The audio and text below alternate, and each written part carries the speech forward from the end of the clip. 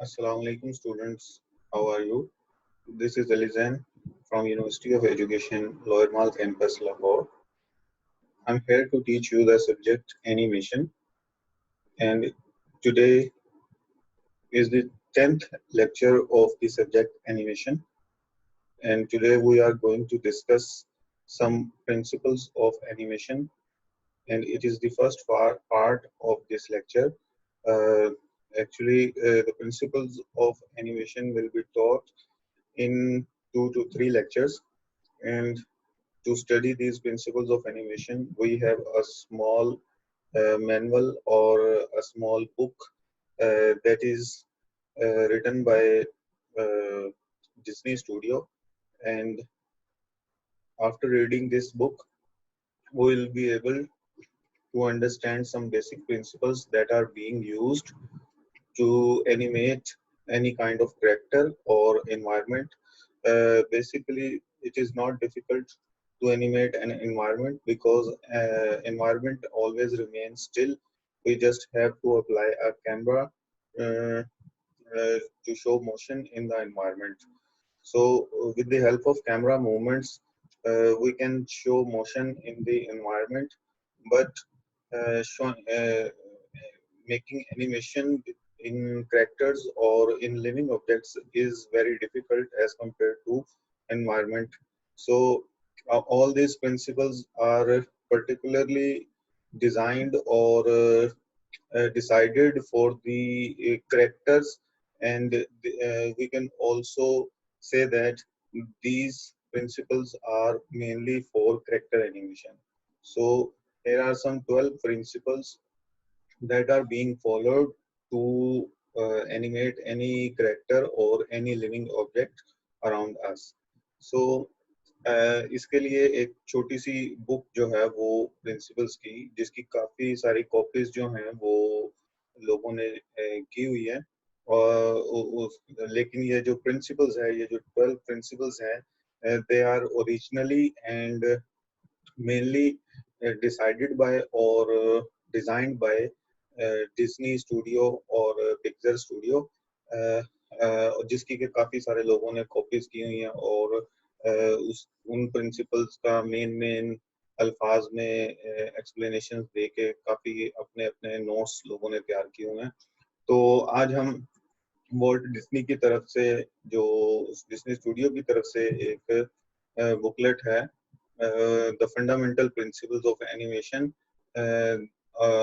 वो ली गई है डिज्नी की बुक के अंदर से, the illusion of life Disney animation. तो इस बुक के अंदर से ये चंद प्रिंसिपल्स निकाले गए हैं, जिसका नाम है the fundamental principles of animation, और ये एक इंडियन राइटर ने ये छोटी सी बुक लिखी है। तो I will share this book in Google classroom, so you will be able to read all these principles by yourself. But today, before that, let's discuss some of the important part of this book, so that you may have better understanding, and you would be able to understand all the principles when you read them by yourself. So इसको start करते हैं। कुछ main text जो है वो मैं इसका read करूंगा, और इसकी कुछ कुछ चीज़ें जो हैं वो आपको साथ साथ एक्सप्लेन करता रहूंगा। और जब आप इस बुक को पढ़ेंगे तो in case after reading this book you find any kind of difficulty, so you can feel free to ask from me. मैं फर्दर भी इसकी एक्सप्लेनेशन अगर आप लोगों को जरूरत हुई तो वो मैं कर दूंगा। और इसके लिए अगर आप चाहते हैं, we can have a live session on Zoom और Google Meetup, that is also quite possible. So ये चीज़ें जो हैं वो आप लोगों की अंडरस्टैंडिंग बस होनी चाहिए, वो किसी भी तरीके से हो। आप लोग कोई भी क्वेश्चन वगैरह करना चाहते हो तो वो कभी भी पूछ सकते हैं। तो यहाँ पे है कि Disney's 12 basic principles of animation is a set of principles of animation introduced by the Disney animator Ole Johnston and Frank Thomas in their 1981 book, The Illusion of Live Disney Animation. So this is an most important question about the animation, and if you are going to start a career as an animator, then you must know about these two persons who have written this book, and you must also know the name of this book that is introduced by the Disney Animator Studio. Johnston and Thomas in turn based their book on the work of the leading Disney animators from the 1930s onward and their effort to produce more realistic animations. Means कि यहाँ पे वो बता रहा है कि ये book उन्होंने किस लिए लिखी थी कि animations को मज़ीद realistic किया जा सके.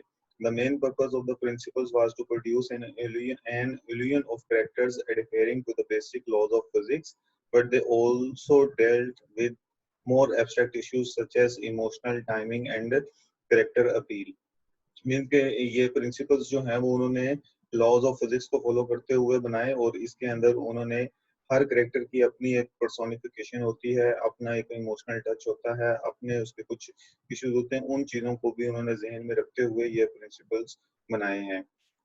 The look and some of its principles have been adopted by some traditional studios and have been referred to by some as the Bible of animation.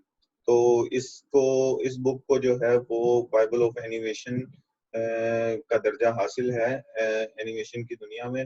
तो यहाँ पे ये भी एक इम्पोर्टेंट क्वेश्चन रेज होता है कि which book is known as the Bible of animation. तो you should be able to answer that, The Illusion of Life, Disney Animation. In 1999, the book was voted #1 of the best animation book of all the time in an online poll. So, originally intended to apply to traditional hand-drawn animation, the principles still have great relevance for today's more prevalent computer animation. तो अभी just हम ये पूरी book read नहीं करेंगे. आप अगर चाहते हैं ये बुक परचेज करना और इसको रीड करना तो वो आपके लिए ज़्यादा सूटेबल रहेगा और काफ़ी इफेक्टिव भी रहेगा, लेकिन वो इस कोर्स के स्कोप से जो है वो ऊपर है. तो उसके लिए बस हमने इस बुक के अंदर से चंद मेन चीज़ें उठाई हैं जो कि इस बुकलेट या एक मैनुअल की सूरत में हमारे पास हैं जो कि एक इंडियन राइटर ने लिखा हुआ है. Simply memorizing these principles isn't the point. No one will care whether or not you know this list. It's whether or not you truly understand and can utilize these ideas that matter. Means कि आपका मकसद ये नहीं है कि आप इन principles को जुबानी याद करें और आपको इनकी एक सीक्वेंस और तरतीब के साथ इनके नेम्स पता हों, but the thing that matters is that how you understand these principles and how you implement them while creating your animations. If you do, it will show automatically in your work. और ये जो 12 principles हैं इनके name क्या हैं?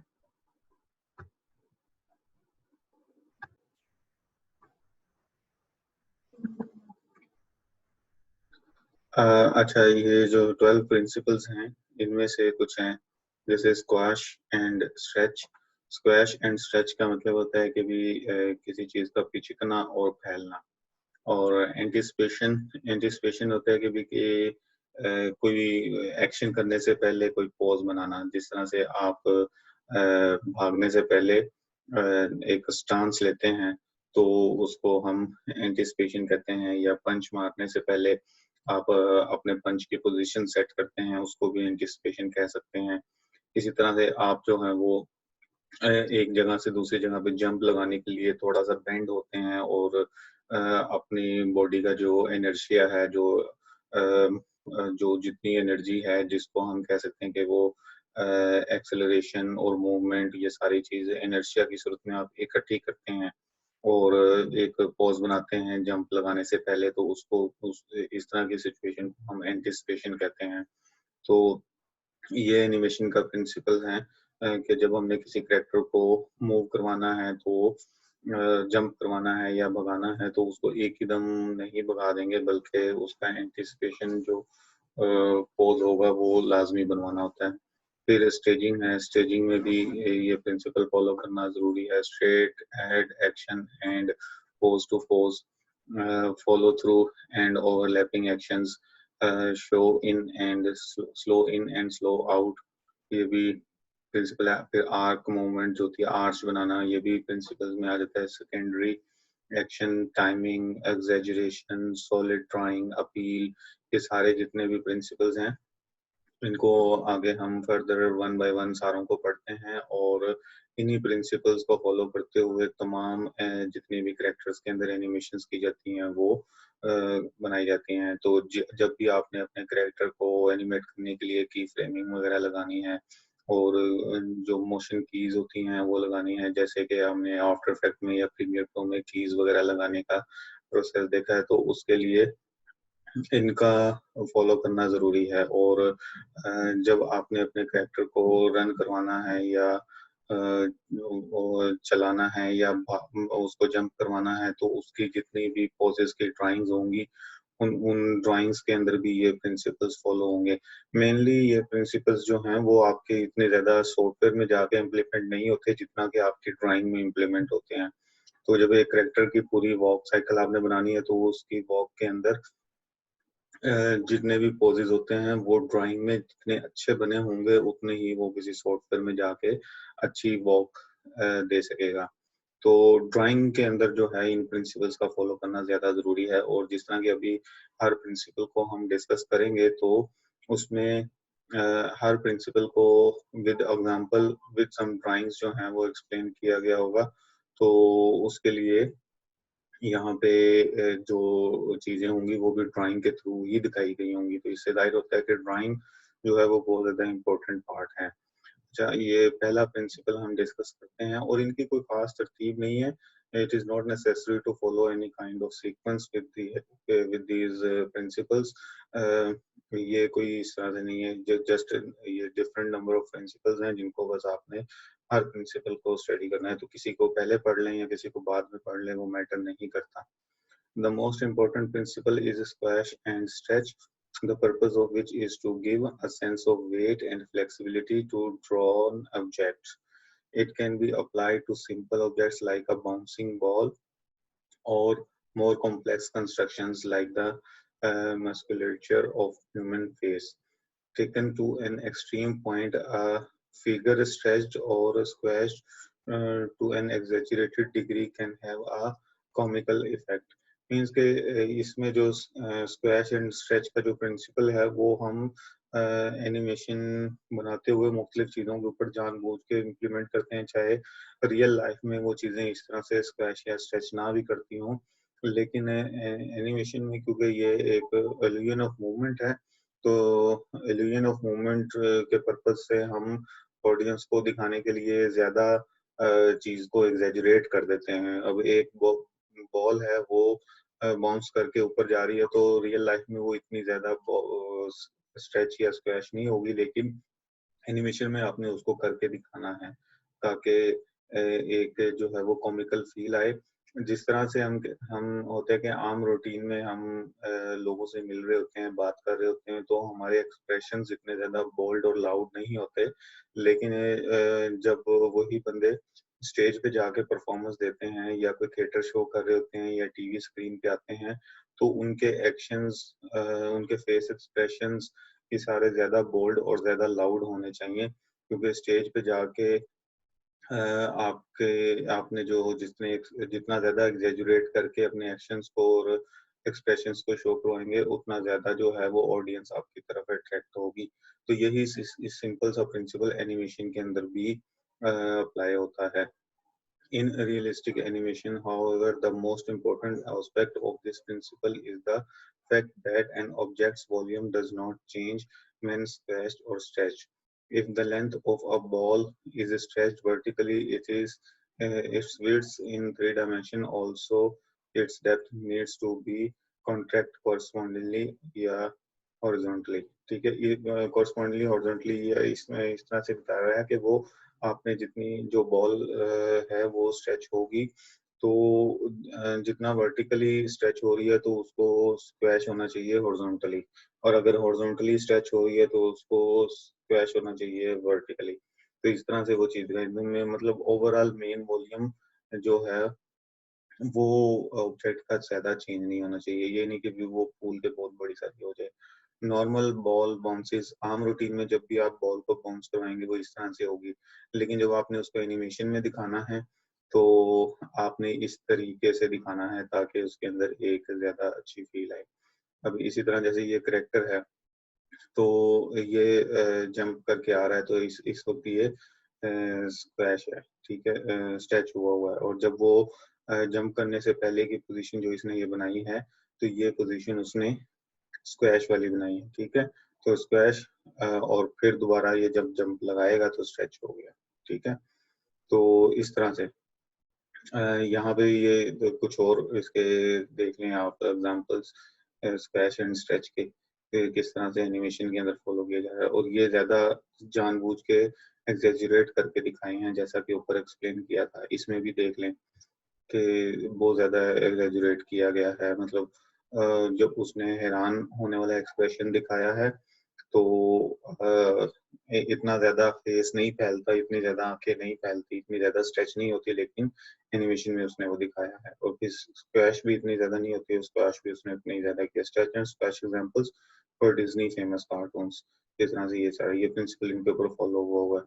तो आपके animation में अगर आप कैरेक्टर्स की जो ड्राइंग बना रहे हैं उसके अंदर आप ये लुक एंड फील इंट्रोड्यूस करवाते हैं तो it means that you are going to become a successful animator, ठीक है। तो ये गूफी है, ये मिकी माउस है, दोनों की आप चेक कर लें स्क्वैश एंड स्ट्रेच किस तरह की है। फिर हम एंटिसिपेशन की तरफ आते हैं। Anticipation is used to prepare the audience for an action and to make the action appear more realistic. A dancer jumping off the floor has to bend his knees first. A golfer means a swing has to swing the club back first. तो ये इस तरह से वो बता रहा है कि भी अगर अगर एक गोल्फ स्टिक जो होती है जिसको हम क्लब कहते हैं, उसने अगर वो बॉल को हिट करना है तो उससे पहले उसने उसको बैक साइड पे खींचना होता है। और अगर इसी तरह किसी ने जंप लगाना है तो जंप लगाने से पहले उसने अपने नीज के ऊपर बेंड होना है। तो ये एंटीसिपेशन कहलाती है कि किसी एक्शन करने से पहले उस एक्शन करने का पोज बनाना है। इसी तरह जैसे आपने बॉल को हिट करना है अपने बैट के साथ तो सीधा आप बैट को एकदम आगे की तरफ नहीं बढ़ा देते, बल्कि उसके लिए पहले बैट को आप पीछे की तरफ खींचते हैं और एक खास पोज में लेके आके फिर आपको पूरी कुव्वत से बैट को आगे की तरफ तो लेके जाते हैं और बॉल के साथ हिट कराते हैं। तो वो जो बैट को पीछे की तरफ लाके आपने जो खींचा है उसको हम एंटिसिपेशन पोज कहेंगे, ठीक है। The technique can also used for less physical actions such as character looking off screen to anticipate someone's arrival or attention, focusing on an object that a character is about to pick up, ठीक है। ये simple सी बात है कि इसमें आपने anticipation को इस तरह बनाना है। ये एक्शन है, जैसे अब ये किसी ने इसमें एक्शन किया और इस एक्शन यानी कि जमीन पे हथौड़ा मारा है, तो हथौड़ा एकदम सीधा खड़े खड़े बंदा जमीन पे नहीं मार देता, उसके लिए वो थोड़ा बिल्कुल पीछे लेके जाता है और एक पूरा पॉज बनाता है। तो ये उसका एंटिसिपेशन होगा, ठीक है। ये जैसे ही उसने एंटिसिपेशन ऐसे करके फिर हथौड़ा जमीन पे मारा और उसका जो रिएक्शन है वो यहाँ पे ये दिखाया है कि वो हथौड़ा वहां से बाउंस हुआ और बाउंस होके खुद उल्टा उसके मुंह पे लग गया। तो आगे रिएक्शन कुछ भी हो सकता था, लेकिन मेन चीज ये है कि एक्शन से पहले ये वाला जो पोज है ये एंटिसिपेशन कहलाएगा। इसी तरह ये न्यूट्रल पोज है। कुछ पोजेस के नाम यहाँ पे काबिल जिक्र हैं, उनको आप हम याद कर लीजिएगा। न्यूट्रल पोज, थोड़ा सा मैं जूम कर देता हूँ।